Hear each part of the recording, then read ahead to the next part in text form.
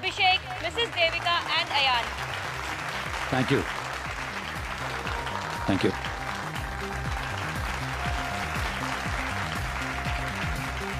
Thank you so much. इस car को बनाने का हमारी कंपनी का सपना तो था ही, साथ ही न्यू जनरेशन को हम लोग एक ऐसी कार देना चाहते थे जिसमें बैठ के वो लोग कूल और फैंसी फील करें, जैसी feel American and German brands की कार में होती है। अब आपका ज्यादा वक्त ना लेते हुए let me introduce to you the most valuable gift to our nation.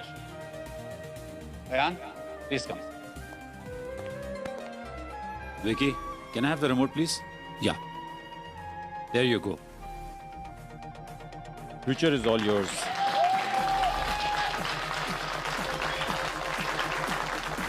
Introducing a new booster.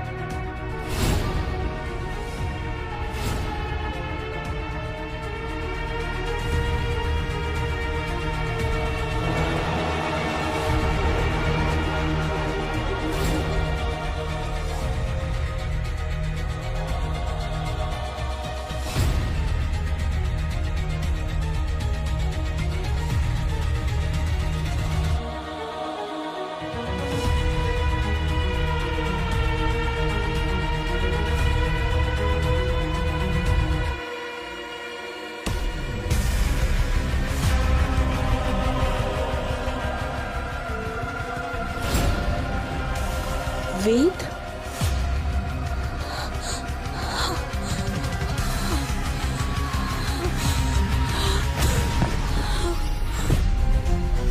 Devika, कौन?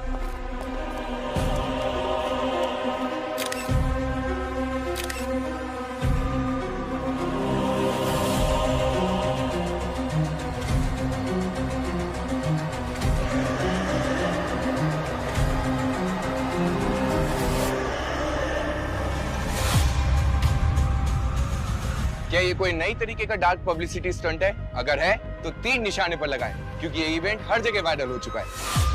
आमतौर पर कार के साथ उसके फीचर्स लॉन्च होते हैं, लेकिन बूस्टर के साथ लॉन्च हुई है उसकी ड्राइविंग सीट पर बैठी हुई एक डेड बॉडी। आज जहां पर बुकिंग्स के लिए कस्टमर्स की लंबी लाइन होनी चाहिए थी, आज वहीं पर आई हुई है सीआईडी की टीम।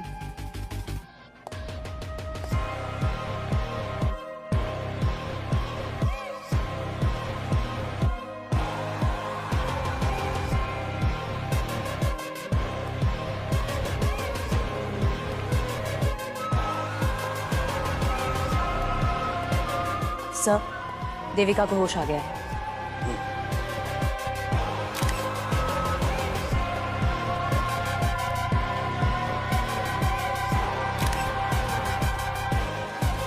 सर, जब हमने पहले बॉडी को देखा था तो एकदम चट्टान जैसे कड़क थी। अब देखिए सर, धीरे धीरे इसका रंग रूप बदलता जा रहा है। लगता है बॉडी फ्रोजन थी पंकज, जबरदस्ती कार में बिठाया गया है। 20 साल पहले वेद गायब हुए थे और आज अचानक से ऐसे यूं। ये वेद आपके क्या लगते थे? इनके पहले पति थे और मेरे कजन। सर, वो वेद जैसे दिख रहे हैं, वो वेद नहीं है। वेद को गए हुए तो 20 साल हो गए हैं।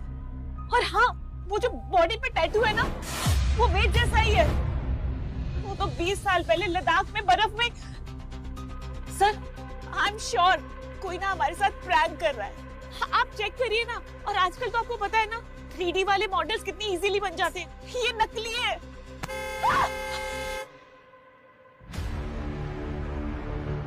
सर, बॉडी काफी तेजी से डिकम्पोज हो रही है। इसके पहले कि हमारे यहाँ सिर्फ हड्डियां ही बचे, बॉडी को फटाफट फॉरेंसिक लैब भेजने का इंतजाम करो।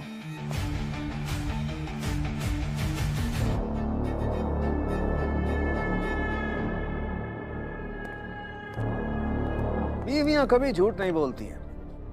इस आदमी को मरे हुए लगभग 20 साल हो गए। अरे सर, ये आदमी ऐसा कौन सा चूरन खाता था कि 20 साल तक इसकी बॉडी डिकम्पोज नहीं हुई है?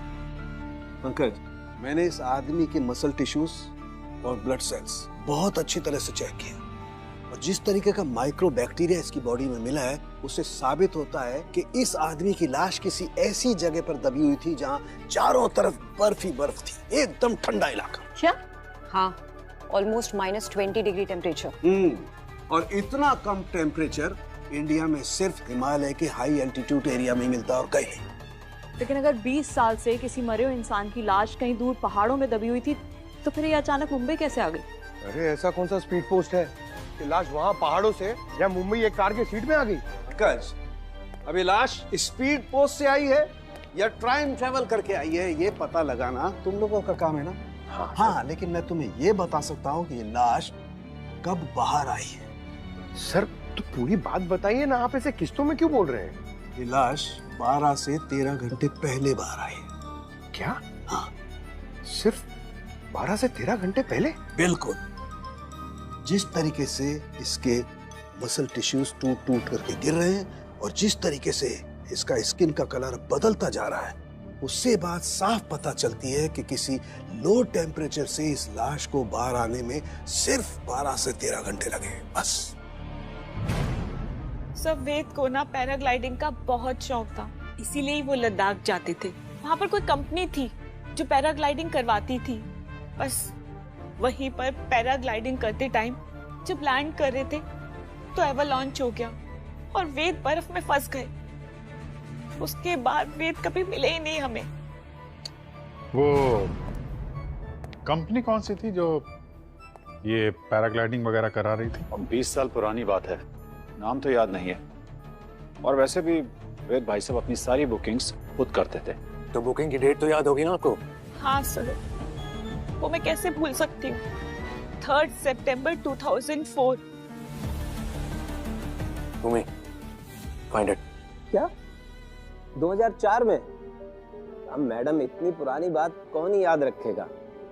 पर हाँ, झूठ नहीं बोलूंगा कि कभी कभार बर्फीले तूफानों में ऐसे हादसे अक्सर हो ही जाया करते हैं। और ये पैराग्लाइडिंग का खेल तो है ही रिस्की। और सच कहूँ तो इसी एडवेंचर की वजह से लोग आते हैं इसको करने के लिए। पर हम अपनी सेफ्टी में कोई कसर नहीं छोड़ते हैं, पूरा ध्यान रखते हैं सेफ्टी का। तो मैं आपकी कंपनी के बारे में कहाँ कुछ बोल रही हूँ रवि जी। मैंने वेद की जो डिटेल्स दी है आपको, आप बस वो चेक करके बता दो कि वो 20 साल पहले आपके यहाँ आए थे कि नहीं। रिकॉर्ड्स तो होंगे ना आपके पास। आप मुझे थोड़ा वक्त दीजिए, मैं सब कुछ चेक करके आपको कॉल बैक करता हूँ। थोड़ा अर्जेंट है। जी मैडम। सर, ये पिछली रात का फुटेज है। यहाँ पोडियम पर गाड़ी खड़ी है और सर इस वक्त गाड़ी के अंदर कोई भी नहीं बैठा। फिर इस कार को कवर कर दिया जाता है।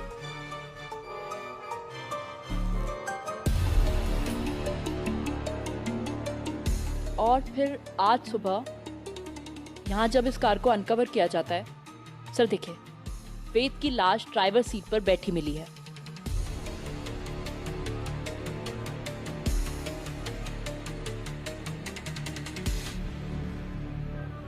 सर, सब कुछ तो हमारी आंखों के सामने है, फिर लाश गाड़ी में आई कहाँ से?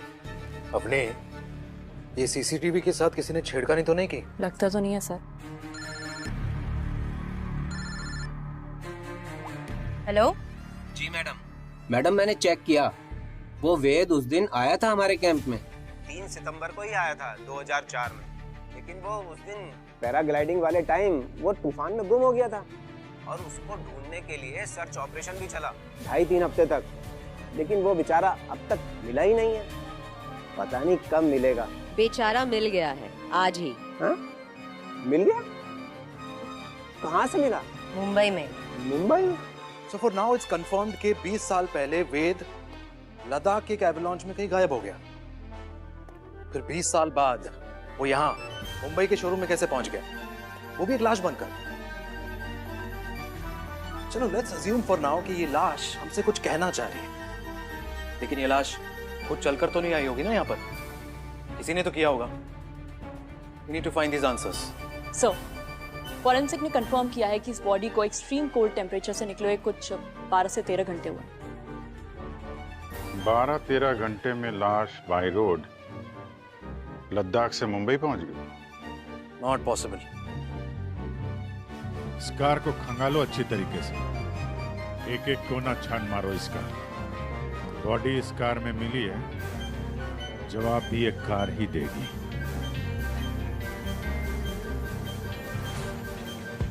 यार बहुत बुरी किस्मत है इस गाड़ी की तो। इसका बर्थडे मनाया नहीं कि डेथ सर्टिफिकेट जारी हो गया इसका। सच में सर, इस कार को तो अब कोई भी नहीं लेगा। ये बहुत हैवी डिस्काउंट पे मिलेगी। ये केस सॉल्व हो जाने दो, फिर शोरूम से आके बात करता हूँ। सर,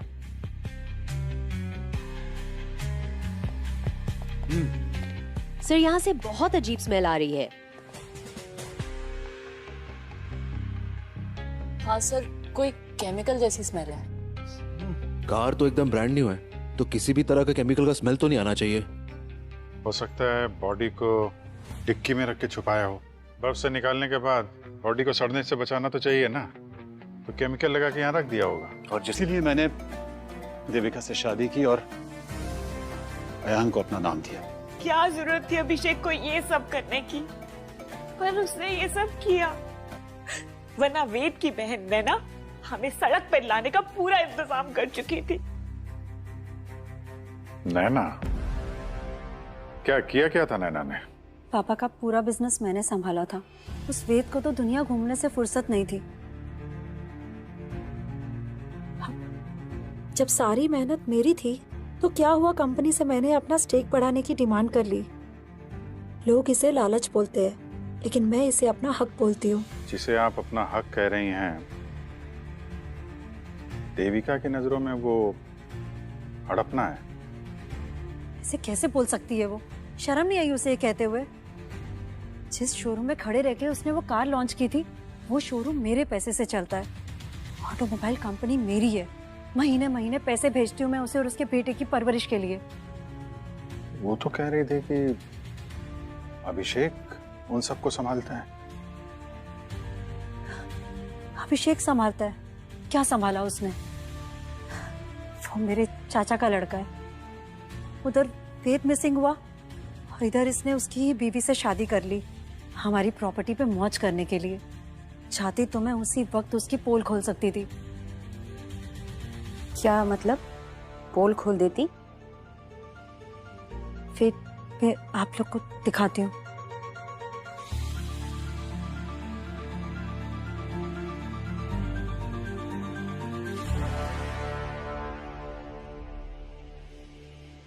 ये देखिए सर, देविका से शादी करने से पहले अभिषेक ने किसी श्वेता नाम की लड़की से भी कोर्ट में शादी की थी।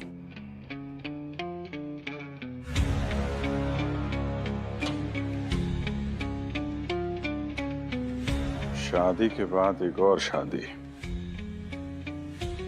तो पता लगाओ ये श्वेता जी हैं कौन और कहाँ हैं।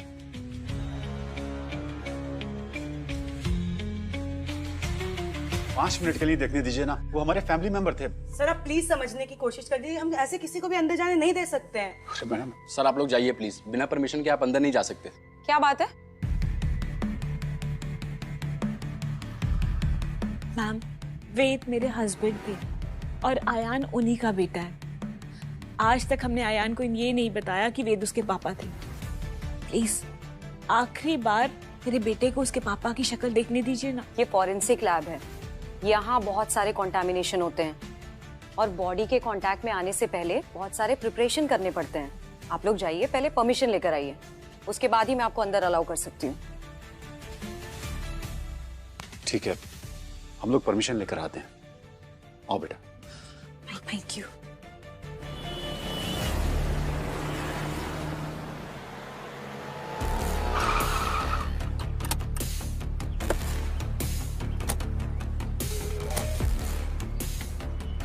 सिक्योरिटी? हाँ जी कहिए। ये जो सामने वाली बिल्डिंग रेनोवेशन पे गई है, सुना है कि उसके काफी सारे ओनर्स इस बिल्डिंग में शिफ्ट हुए हैं। हाँ, वहाँ से तो काफी सारे लोग यहाँ रह रहे हैं। तो उनमें से कोई श्वेता नाम की औरत भी रह रही है क्या? अब मैडम, इतना बड़ा सोसाइटी है, इसमें तो 2500 श्वेता रहती होगी। वो तो ठीक है, लेकिन अच्छा जरा याद करके बताओ कि 40 साल के आसपास की कोई लेडी है क्या? हाँ, एक तो तीसरे मंजिले पे है जो श्वेता नाम की एक 40 लगभग है वो।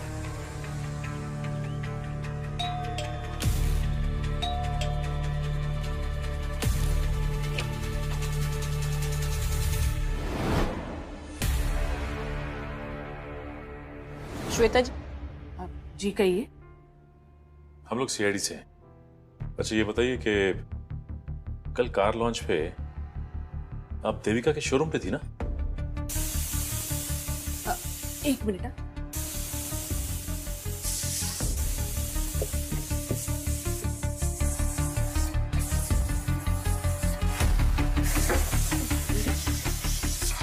लगता है दाल गल गई। आपने हमारी बात का जवाब नहीं दिया। हाँ, मैं गई थी। मेरा बेटा वहाँ फ्लोर मैनेजर है। और आपके हस्बैंड कहाँ है? ये आप सब मुझसे क्यों पूछ रहे हो? सवाल तो बनता है ना, जब एक ही आदमी ने दो शादियां की हो। आपका मैरिज सर्टिफिकेट।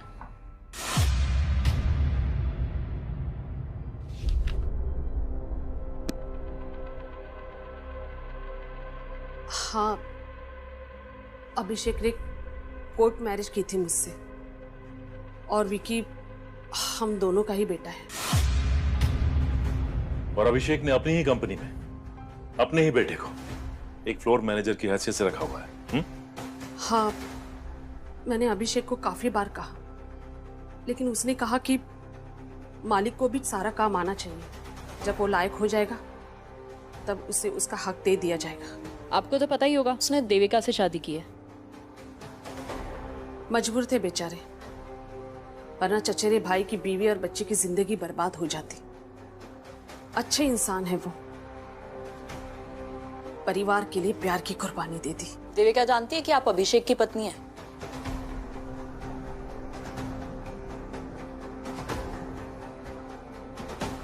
अच्छा ये विकी अभी कहाँ है? मुझे नहीं पता, कल से वो घर नहीं आया। मुझे थोड़ी ना वो बता कर जाता है। एनीवे, फिलहाल हम चलते हैं।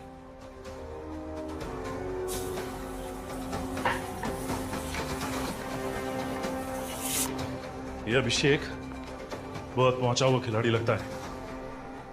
वहां अपने बाप होने का फर्ज गिना रहा था हमें, और अपने इस आगे बेटे को नौकर बना के रखा है। ठीक है, आप बॉडी को देख सकते हैं, लेकिन किसी चीज को छूना नहीं। प्यार के दिखा दो इन्हें। यस अयान बेटा, देख ले अपने पापा को।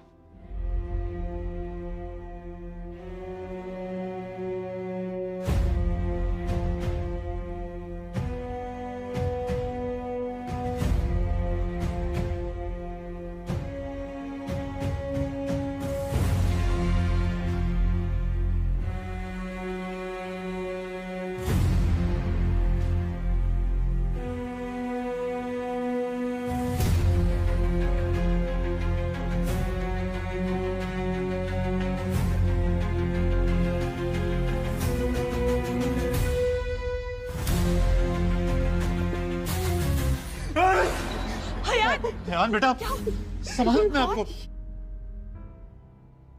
हाथ हाथ कहाँ है? सर क्या हुआ? सर बॉडी के हाथ नहीं है। क्या मजाक कर रही हो? बॉडी के हाथ? माय गॉड,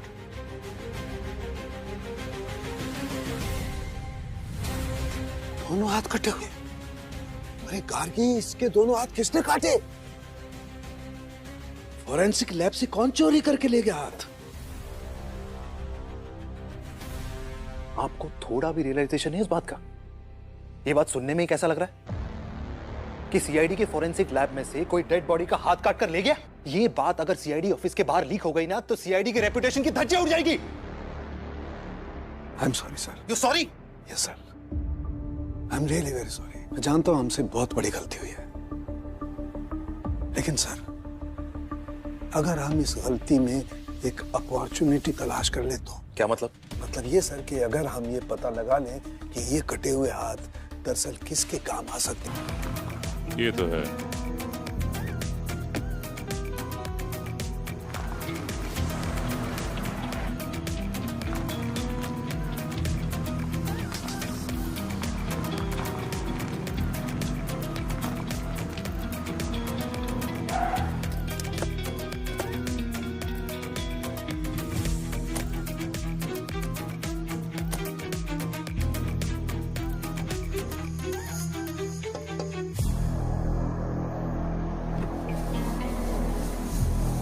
तिजोरी? जिसका मतलब जिसके पास भी ये तिजोरी या डोर है इधर पे, उसी ने हाथ काटा और चुराया है। सर मैं देविका और अभिषेक के रिकॉर्ड्स जैसे कि बैंक अकाउंट्स, बिल्स वगैरह चेक कर रही थी। उसमें से ये मिला।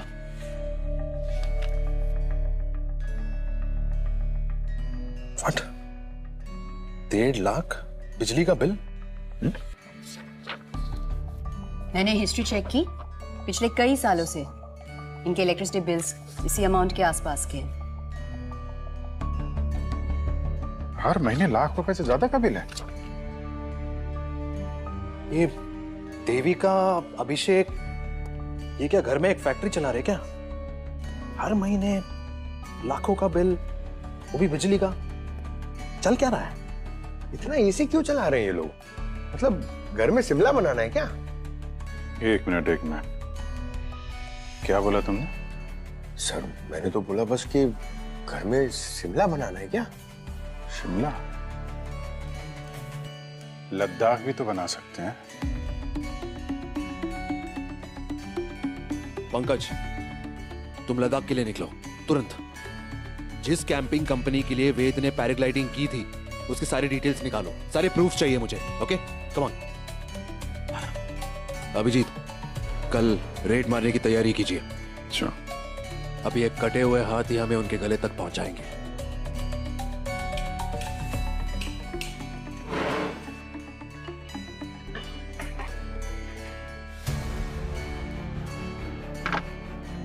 ये आप क्या कर रहे हैं? क्यों कर रहे हैं सब?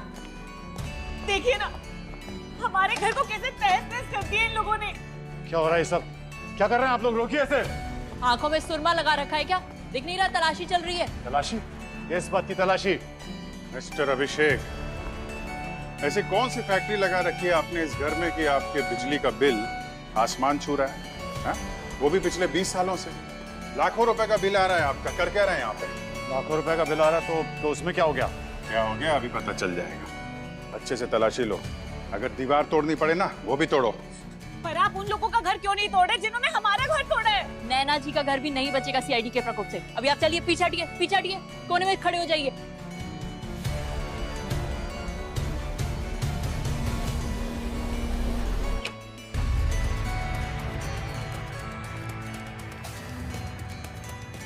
ये रहा सर्च वारंट नैना जी, ध्यान से पढ़िए इसे। फिर बाद में मत कहिएगा कि सीआईडी ने मेरा घर उलट पुलट कर दिया। घर का कोना कोना छान मारो, कोई जगह छूटनी नहीं चाहिए। लेकिन आप लोग यहाँ क्या ढूंढने आए हैं? ये भी पता चल जाएगा आपको, सब्र रखिए।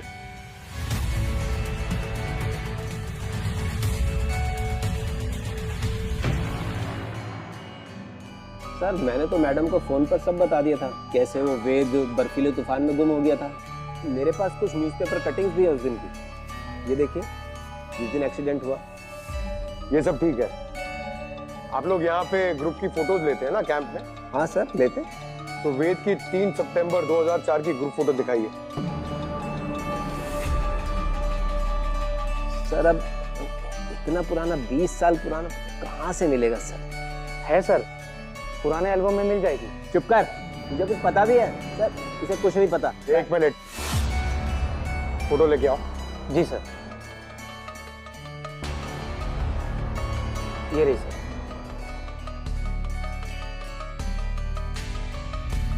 इसमें वेद कौन है बताओ? ये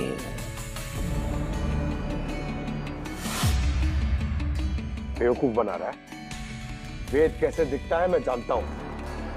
सही सही बता क्या चक्कर है, वरना तुझे यहीं पर ठोक दूंगा। नहीं नहीं नहीं सर, मैं सब सच बताता हूँ।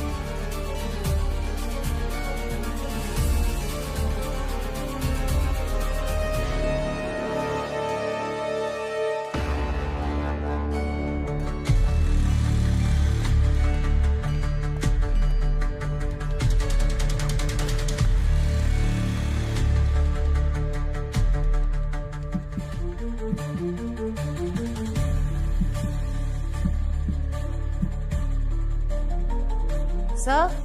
हाँ भूमि।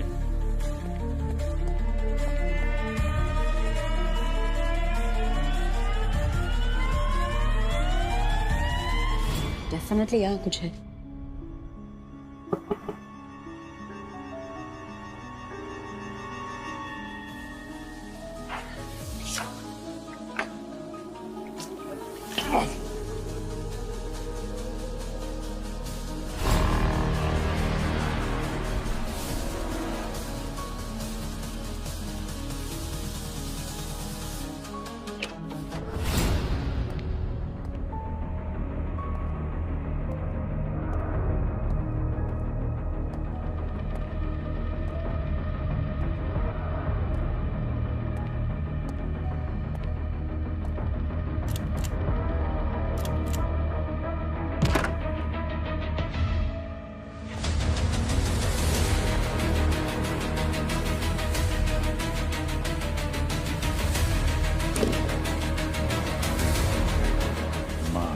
गॉड।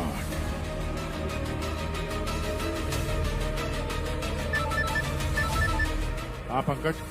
सर यहाँ वेद की सारी एंट्रीज फर्जी हैं। यहाँ पर वो कभी पैराग्लाइडिंग करने आया ही नहीं था। आता भी कैसे? 20 साल से तो ये यहाँ फ्रीजर में जो पड़ा हुआ है, देविका के बेसमेंट में।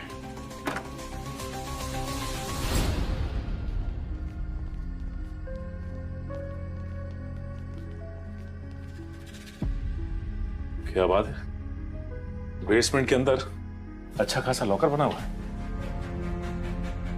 नैना जी, आप इस डिजिटल लॉकर का पासवर्ड देंगी या फिर इसके लिए भी हमें ही काम करना पड़ेगा?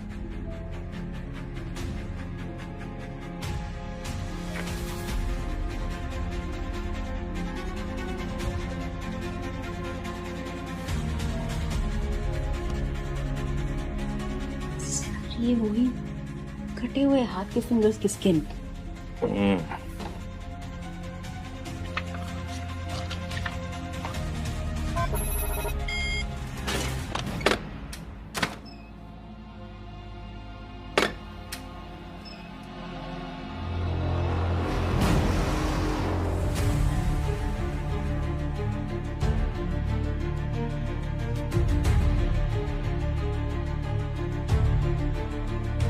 इतना सारा सोना? इतना सोना कहाँ से है इनके पास? हो ये तो अब नैना जी बताएंगी गिरो चलकर। वैसे भी इनकी फैमिली का गेट टुगेदर जो रखा है वहां पे। लेकिन इतना सारा सोना आया कहाँ से आपके पास? पापा अपनी सारी ब्लैक मनी को गोल्ड में कन्वर्ट करके वेद के नाम छोड़ गए थे। वेद के गायब होने के बाद मैंने बहुत कोशिश करी और डिजिटल सेफ को खोलने की, लेकिन वो सिर्फ वेद के फिंगरप्रिंट से ही खुल सकती थी। और जब उस दिन वेद की लाश को शोरूम में देखा तो मुझे मौका नजर आया। हाथ काटने किसको भेजा था?